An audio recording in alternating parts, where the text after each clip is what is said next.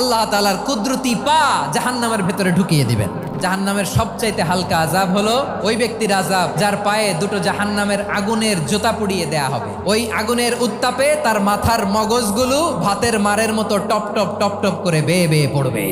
এইটা যদি সবচেয়ে লাইট পানিশমেন্ট হয়, সবচেয়ে হালকা পাতলা সহনীয় আযাব যদি হয়, তাহলে ভয়ঙ্কর তোমার আযাবের কি অবস্থা হবে? জাহান্নামের অবস্থা এত ভয়ঙ্কর হবে, জাহান্নামের ভেতরে লক্ষ লক্ষ কোটি কোটি কাফির মুশরিককে দেওয়ার পরেও জাহান্নাম বলবে হালমিম মাজিদ, আরো আছে নাকি, আরো দাও, আমার ক্ষুধা নিবারণ হয় নাই। জাহান্নামে তো উত্তপ্ত হবে, জ্বলন্ত হবে, ভয়ঙ্কর হবে। জাহান্নামের এক অংশ আরেক অংশকে খেয়ে ফেলবে। আল্লাহু আকবার।